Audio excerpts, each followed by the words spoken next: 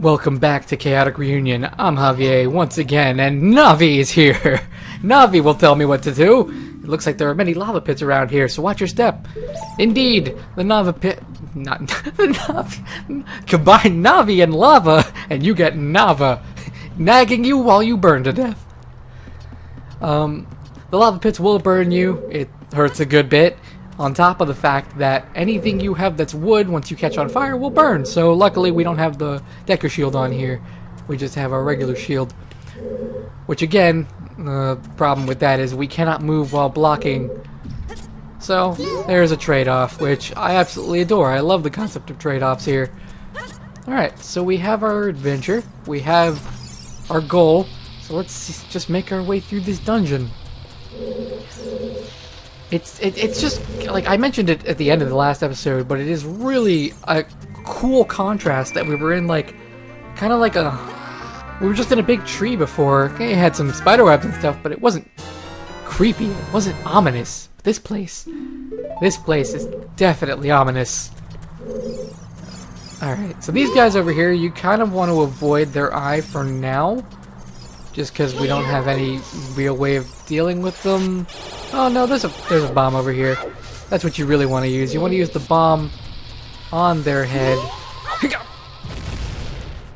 you blow them up like that, they will explode. If you only manage to tap their eye with the tip of an explosion, it will only stun them, leaving them vulnerable to the next bomb hit.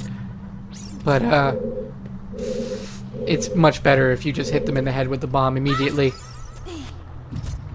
Just because it saves you that basically that waiting time period here. Now, part of me remembers there being a rock down here. Now, I apologize. Really, the last time I played Ocarina of Time to any real length was obviously after my surgery because I was interested in playing it. But then again, I played it a bit more to beat the 3DS version of Master Quest. Things were mirrored and different, which is one of the main reasons I was very confused in the last dungeon, thinking that there were things here and things there, when necessarily they weren't. And I would like to get into Master Quest at one point. In fact, one of the things I wanted to discuss and have been thinking about is, well, not necessarily immediately after this project, because money is a factor and stuff, I would love to do the 3DS version of this game with the Master Quest version. And I don't necessarily mean a full-on Let's Play again, because even if it looks prettier, it would be redundant. Ow. But I would be thinking about doing the dungeons as like a bonus series, like Master Quest Episode 1, the Deku Tree or whatever, and stuff like that. It appealed to me, and it came to me while I was near sleep, which is where most of my ideas for projects come along. In fact, I've brainstormed hundreds. Hundreds is an exaggeration, obviously. I've brainstormed quite a few ideas on different projects I want to do after Ocarina of Time that take us away from the Zelda pick for a little bit, while also definitely wanting to return. Speaking of the 3DS stuff, Majora's Mask was obviously also re-released on the 3DS, and I would love to cover the 3DS version of that game because I feel that that one in particular is way better as the 3DS version than in the N64 version.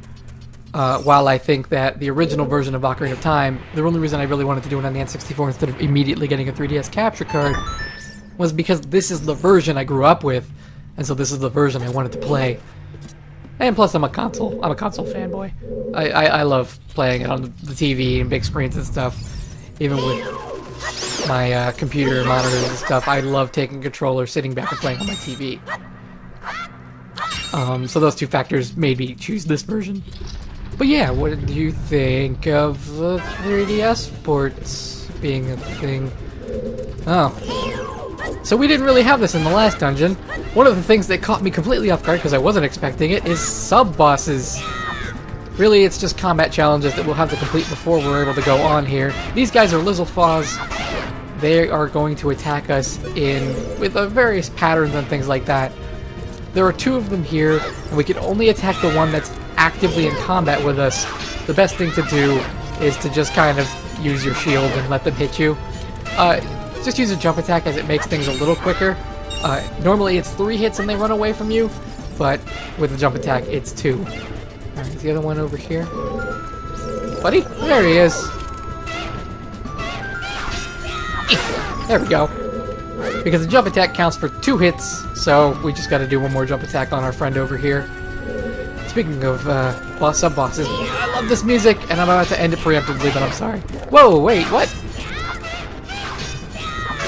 You jerk. What are you doing ignoring? Did I screw something up there?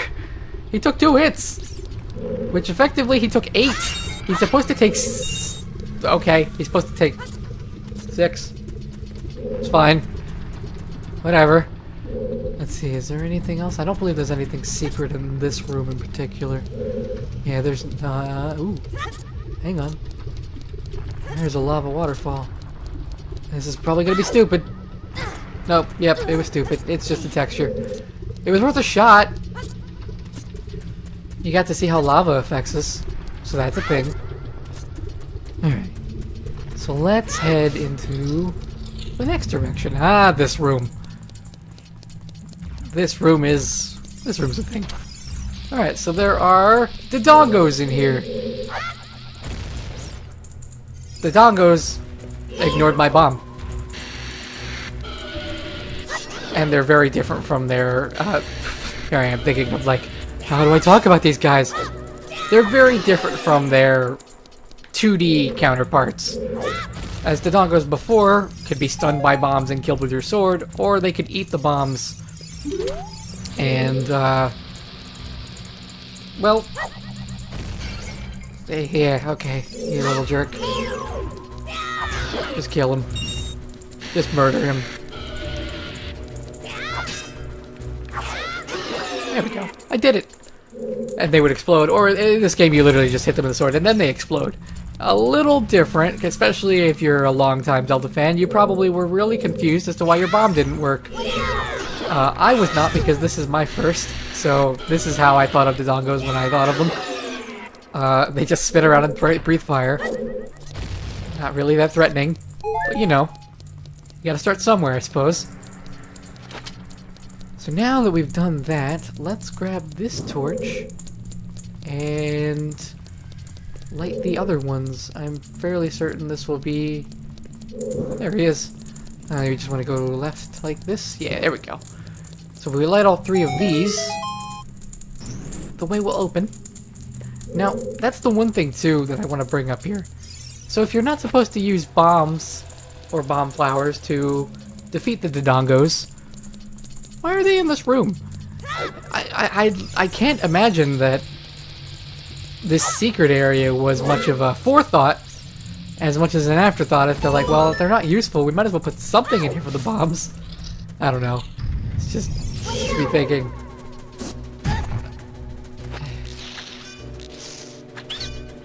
Jerk. Hey! Alright, you win. In return, I will sell you Deku Sticks. 1 piece, 15 rupees they are. No way! What a rip-off.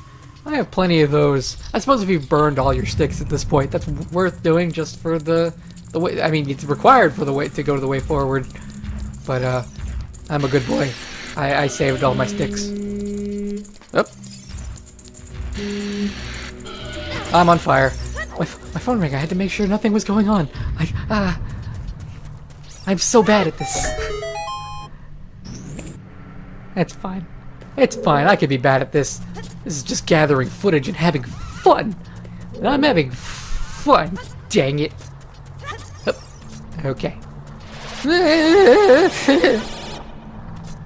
Laser beams. I didn't want the laser beams. Those are mean to me. Waiting for the pillar. Waiting for the pillar. Okay. I feel threatened, so I'm going to bring a bomb with me to the next room. Oh, you can't! Ah! I thought you could go through doors with bombs. I have learned a thing. I was thinking, like, I'm prepared. I wish to bring this with me. Nope. I will not. I have learned my lesson. Alright, let's just go this way. Blow up, blow up, blow up, blow up, blow up. Yeah! It blew up. Alright, let's go in here. Ah. This room. Alright, we want this ready. Because these guys... Wake up! Timer right. They'll just explode. They only take one hit from a bomb. I don't think my sword hurts them at this point. Just because they take a lot of damage. Or they're just immune to my sword. But hey, who knows. Anyway, this optional room, believe it or not. Hold the compass. Man, I don't know what that was. That felt weird. I just a sudden impulse in my throat. Whew. That was creepy. But yeah, we get the compass in that completely optional room. I've missed the compass numerous times, either just from not caring or just ignoring that room. But, because especially since it's pretty obvious what you want to do here, at least for me. Obviously you might not, but we get to enjoy this spectacle of everything exploding. And the stairs going down. Did you know they were stairs? Okay. This staircase, by the way, will highlight one key thing about Ocarina of Time that I don't like. And this is really the only thing. There's a lot of downtime and waiting in Ocarina of Time. And I don't mean just from this kind of staircase. I don't mean in combat in general. And while I obviously get over it because I love this game to death and it's a fantastic game, there is a lot of waiting and a lot of stuff that can virtually, it just slows the game down and it ends up feeling rather arbitrary. But while it normally wouldn't be such a major complaint, I'm a biased Zelda fan, so it isn't. I don't know how to feel about that, but yeah. Yeah. Oh. We're locked in a room. Why am I getting deja vu? Why do I feel like I've recorded this part before? Like, this part. And I'm not talking my old Master Quest Let's Play that no longer exists on YouTube because I suck and deleted my old videos for peer pressure purposes and otherwise. But like, I feel like I've recorded this version of Ocarina of Time in this room before. Ah, that's creepy. Like, Let's Play it too, not just playing the game. It's different. Alright. I'm gonna go this way. Now we're in the main room again. But we are just on a bridge that overlooks it. And we're gonna go back to the other side. Because we can. And I guess you can see the bridge on the other side of that map there. And there's a treasure chest! Hee hee. Alright. Oh no. Oh god! Hey Navi. You never know what'll be around the corner in these narrow paths. Use Z-targeting to always look in the proper direction. This is a useful technique. Isn't it? Oh, this is a useful technique. Don't forget it. Alright, well we're gonna ignore her and ignore it. Now, we can go this way. Which just gets us a blocked path at this point? Yeah, just a blocked path, so we ain't so worried about this. Hey, are we? Nope, I don't think so. So if we... I know what to do. What we want to do is we want to push this block over here. Well actually we just want to do, like, move it one more, Link. One more. There you go. Now we can leap up here without moving it all the way, which is just a little life hack there. That way you don't have to move the block all the way over. Woo! Red rupee! Alright, so what we want to do is we want to get the bomb up there. There's two ways to do it. One is just throwing it up there way too early, which fails! So you can get it either caught in between the ladder, which is how I always thought you were supposed to do it. Let's see if I can...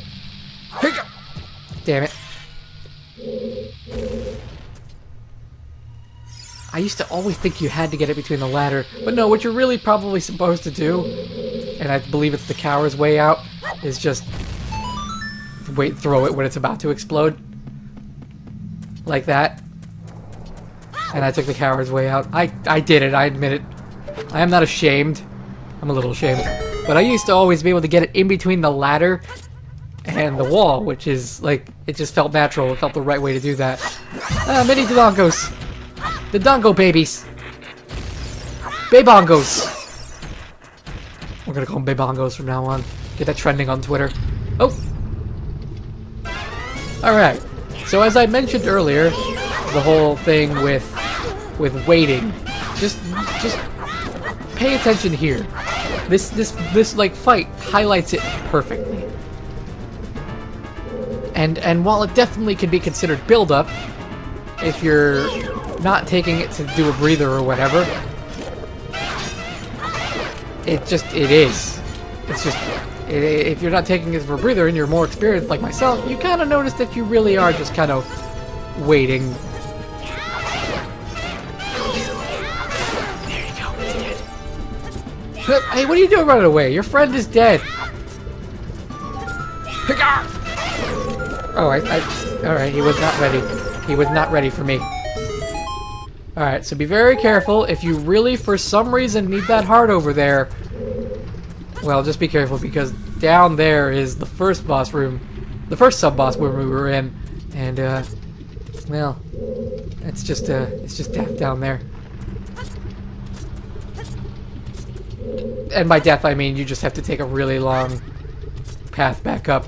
And it's annoying. Definitely annoying. Alright, so now we get the harder version of this puzzle.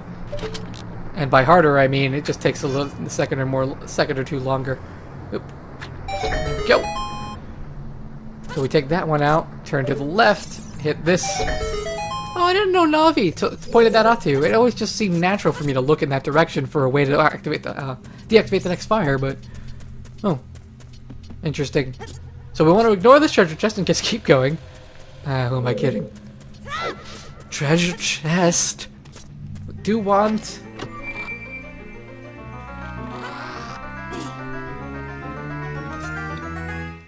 We got some bombs. The bomb holding bag is made from a Dodongo's stomach. Oh, interesting. You found 20 bombs inside. Now you can blow stuff up. What a lucky guy. Hang on. Can we get this channel to blow up? 100 subscribers for the next episode. Yeah! I'll see you all in the next episode of Ocarina of Time.